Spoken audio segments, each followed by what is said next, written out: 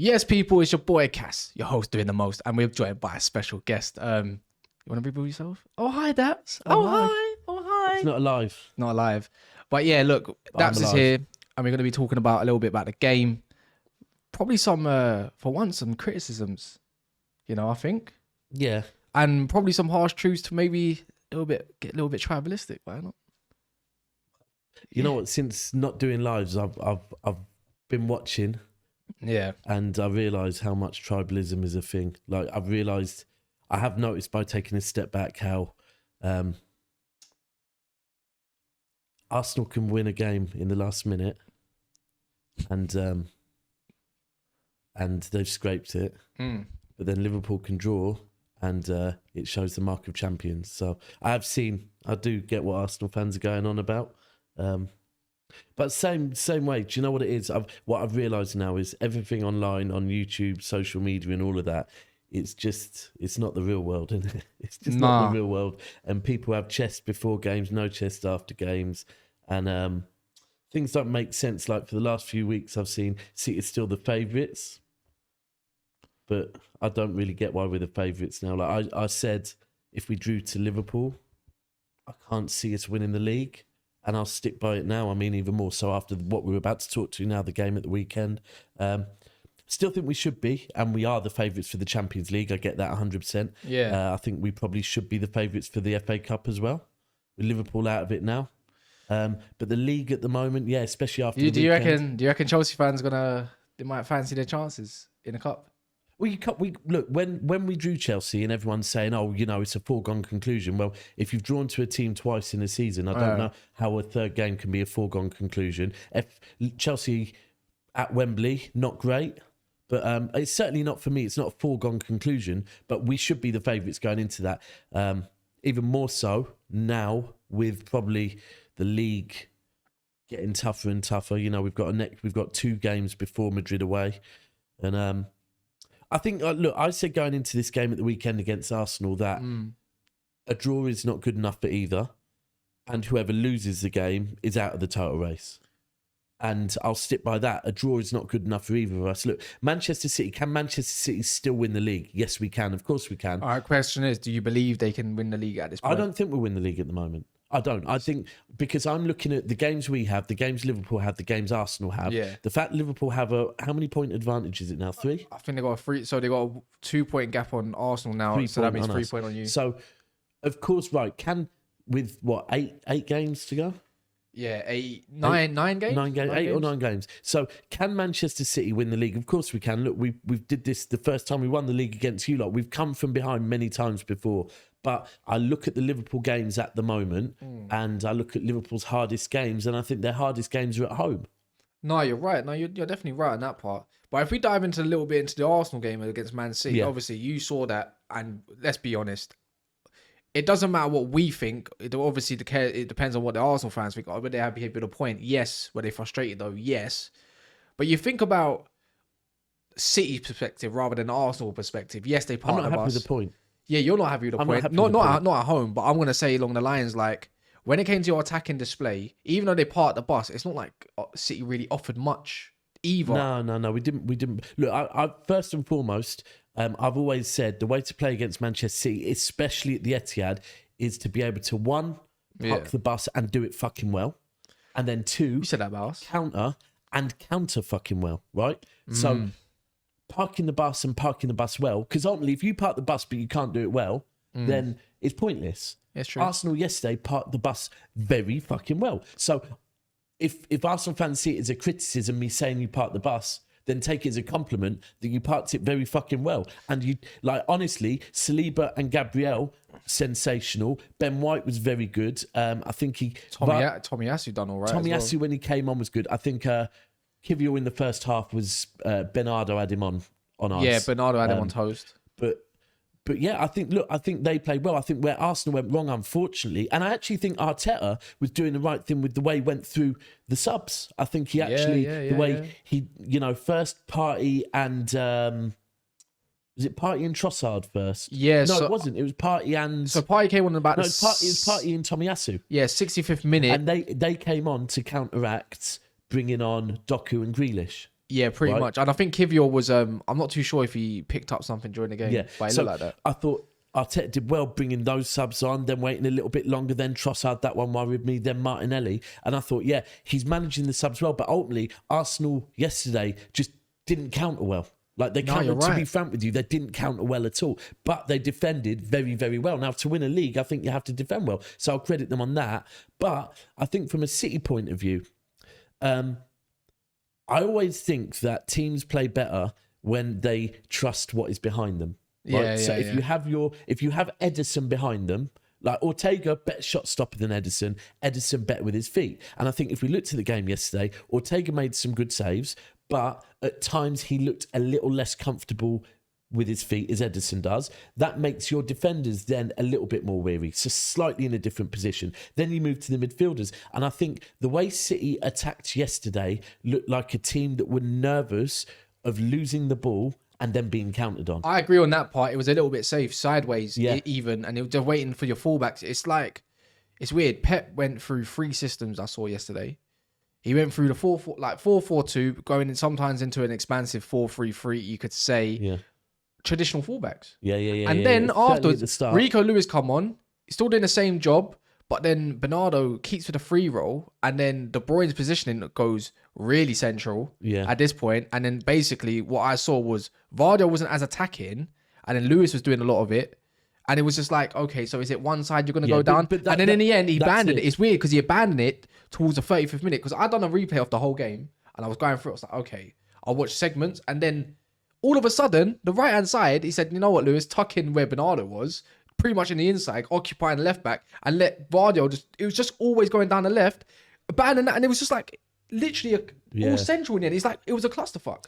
I think it was a bit confusing. Ake being injured, I think, look, a lot changed. Firstly, obviously the Walker thing, but I don't think Walker necessarily was as big a deal.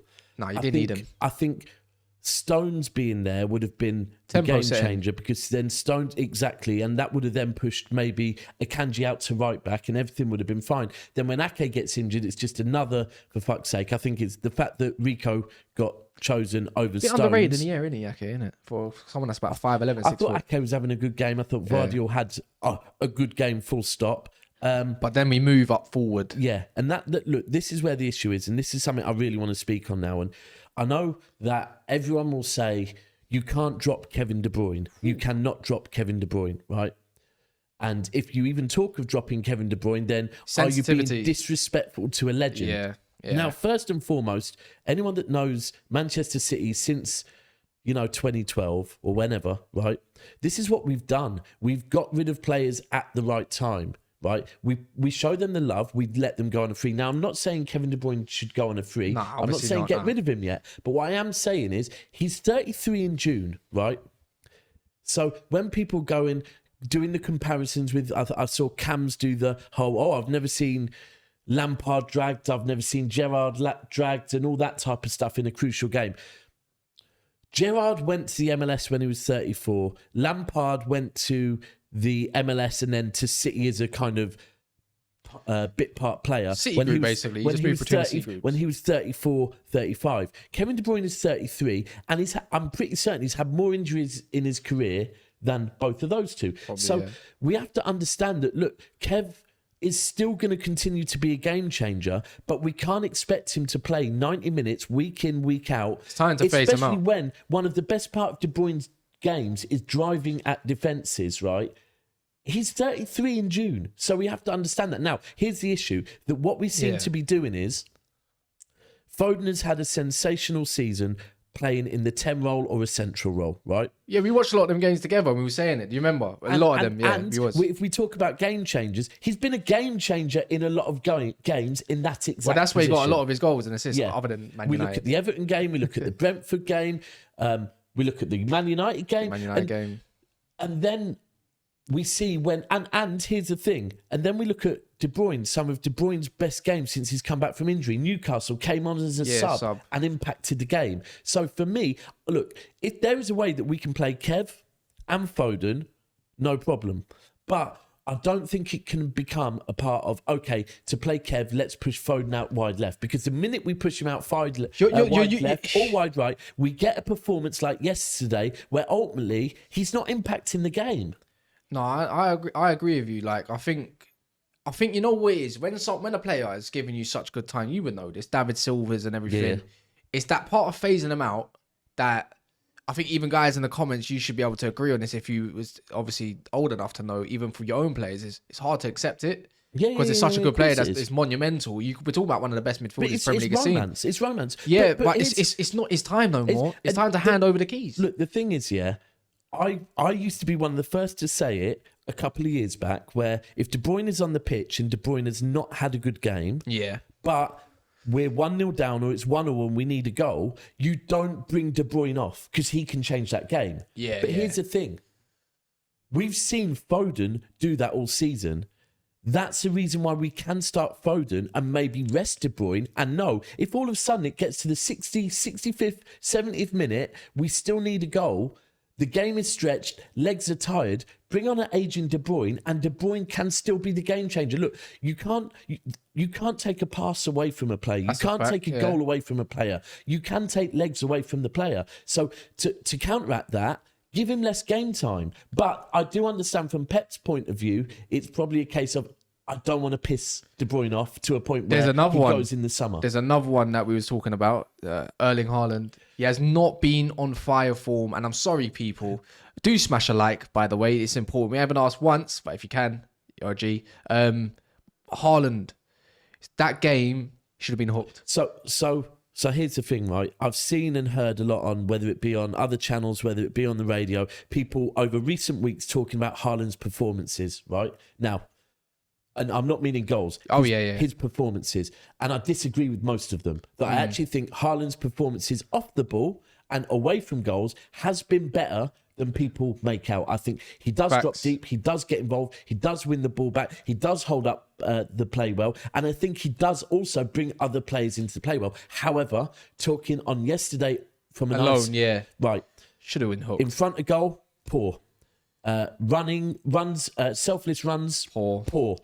Off the ball, poor. Everything about Haaland yesterday, for me, and when I was thinking, right, we need to get Grealish on the pitch, because I wanted Grealish to start, and we'll credit though, delivery could have been better for him sometimes in a box. Of course. But it can't always go like that. But you make runs and you pull defenders about, and I also think there weren't enough runners into the box yesterday. Maybe Foden being told, stay wide left. Yeah. Stay wide left. That means Foden's not making runs. You got to remember at points we've had Foden, Alvarez making runs into the box. Yesterday, neither of them. I feel like Alvarez might have suited the game yesterday. And you think like you need a goal. You could even throw on Haaland and Alvarez together potentially. But you think of them in positions. Like, it's the same thing what Liverpool did to you. By tucking in the wingers, they made it really hard. Bit like Saka, bit like Jesus, tucking the wingers makes it really hard for De Bruyne to find that space. You go look at the average positions, and then Pep, obviously, this is why I talk about the system change. He went for a Doku and then a Grealish eventually, right? Grealish was lively, Doku was lively, but in the end, were they effective? Probably not. Doku for me, not effective enough, anyways. But it's just like, who's the player you want in the box? You want in a crowded game. You want think of that. Think of 99. In the box are Alvarez, Foden, and Haaland. Yeah. So Fox in the box. Think of it like Solskjaer finding space. What was he as a Fox in the box? Jamie Vardy was really good at that. Yeah. You know, we could even talk about even Luis Suarez, and so I'm not saying that Alvarez is that sort of player, but it's the moments when there's a scrap. Who's the first one on them? It's typically Foden. And it's actually Alvarez more than a Haaland. Do you know what it is? What you need, especially in games like yesterday. Actually, I've got to credit quickly Arsenal. One thing I love that City do is when a player gets a ball, they try and win it back as quickly as possible. You get as many people on that player and win the ball back. And I think Arsenal were doing that really well. But I think when you have more players in the box, it gives defenders more to think about, and it creates space for more players. Yes, sir, I don't think we were doing that well enough, but I do think that was because Foden was, pushed out wide, told to probably hold the width. Yeah. Bernardo told the same on the right-hand side. We didn't have Alvarez. So all of a sudden, it's kind of Haaland and De Bruyne. Yeah. And maybe Rodri a little bit. It was like your only shooters on the pitch was that. One of our closest chances was covered from outside the box. Yeah, and that was just a whistle just right past the post. Yeah. Even in the last moments, Arsenal could have smashed and grabbed that game. as well. Like you saw the they could have. Trossard. Yeah, Why they could he didn't put that to the back post? It was beyond me. And he was the one I was worried about. So when Trossard came on and he did He that, started getting up the pitch. I actually think Rico did really well there as well. Yeah, no, he stumbled him. really I think Trossard actually had a bad touch. Let me know in the comments if I'm wrong, but I believe he fumbled his touch. Rico, wasn't it, that was on him? I think it was him. And then obviously everyone recovered. You see a Kanji and everyone get back. It's just that when Trossard came about, they had a really good outlet that can carry it because Jesus was absolutely cheeks. And then obviously Saka came off of Martinelli. I just thought Martinelli was the outlet. He wasn't the guy that's going to drive. He was just waiting to receive, and that didn't happen. And obviously Kai Havertz, I'm not going to get onto none of that, but that was their front line. That was it was pretty stale. I don't really. It's not their game. It's not their game. But I also think. I think yesterday, Arsenal's defence was really good. Oh, and yeah, dealt with everything. I also think Akanji was brilliant. I think Diaz was brilliant. You say both defences. You both got clean sheets. Both defences were good. And I also really, really, really, really, really like Rico driving with the ball. The way Rico, every time I see Rico Lewis, he is looking more and more comfortable on the ball driving. For me, he's showing signs of a box to box. Yeah. No, I hear it. I want to see that in the summer. You know what it reminds me of? Foden people are gonna kill me for this. Rico in front of Rodri. People are gonna kill me for this. Fabian Delph. Think of the way he used to drive into the middle, where he was inverted and that, and he used to drive up like a box to box. Maybe. And then he would just all he does was a simple pass off. Yeah. All you gotta do. Yeah, maybe. But I think Rico Lewis is more adventurous. You might be right. He can be. He is, and that's where I talk about his confidence. He's getting more and more adventurous. But look, I think Haaland yesterday should have been dragged. I think Alvarez could have brought something different into the game. Different element. For me, I probably would have. Brought De Bruyne off, kept Foden on when we brought Grealish on and pushed Foden centrally. Yeah. Because I think, Foden would have, especially then, because then we started trying to overload the box a bit. Foden got dragged a bit too early for me anyways. But look, man, it was a crap game. And you know what, City, like, as much as you want to criticise, the goals are lacking, man. Yeah. The goals are lacking. Defence ain't too sad. Can't always be like that. You can still keep... I think defensively, we're getting there. Yeah, the recoveries are better. I just think, you know what, in that Kovacic was decent, but he should have came off. He did come off, to be fair, but he should have came off earlier for me. I was like, you got control. You know when you bang Rico on, I thought the control's there. I get it. Kovacic was building from the back, but they weren't even pretty. I only saw Havertz, sometimes Erdegaard and Declan Rice pushing for the front. In hindsight, you're probably right. I think actually... It's probably, even then, we should have brought maybe Kovacic off. Alvarez in the centre mid? No. We could have brought Haaland off for Alvarez, or maybe put Alvarez on and had Alvarez alongside Haaland. But I think so, It is what it is. For me, I think, you will always say, going to the Etihad, keeping a clean sheet is a good result. Yeah, no, it is. So I would say better result for Arsenal than it is for City. It's just frustrating. The one thing better result for Arsenal than it is for City. However, as far as in the title race now, because of what we've done in the past, you would still say, do you know what? City will still have belief because, Pep will be saying to him, look, we've been in this position before. Someone will drop points. And, I'll keep referring to those last 4 games of the season. It's mental. We've got Forest away. We've got, I think, Luton at home, West Ham at home, and Wolves at home. Maybe. Yeah, it is. We've got 4 winnable games at the end. So for me, this season, this title race is not over till the last game of the season. There's a couple rescheduled fixtures as well. I believe here we are. Man City versus Tottenham. Because of the FA Cup is getting rescheduled to the end of the season, and it's in line with Arsenal facing Man United and Liverpool. I can't remember who they're playing. Please let me know. Liverpool are playing someone. Is it West Ham away? Something like that. Anyways, but they might even have them soon, maybe. But I think a few hard fixtures there. The thing is, look, I'm looking at it and seeing I don't know where Liverpool are going to drop points, right? Yeah. I'm looking at Arsenal and thinking, do you know what? Arsenal are looking pretty good. I'm looking at us and I'm thinking we've got the FA Cup, we've got the Champions League, but this is where we know what to do. Stones is going to be coming back, and you'd never rule out City. But at the moment, the last 2 results, Arsenal away, Liverpool away, Arsenal at home. We've made it difficult for ourselves. No, you have made it difficult. But guys, please smash the like button. Look, Daps is here on a return. Actually, you know what? Not on the return, on a one-off. Oh, no, we'll be back next week, maybe. I mean, this is all right. Just going to upgrade it even further. Yeah, It's not that bad, is it? We'll It's quick. I won't be doing lives though, that's for sure. Nah, but do smash a like and obviously subscribe if you're new.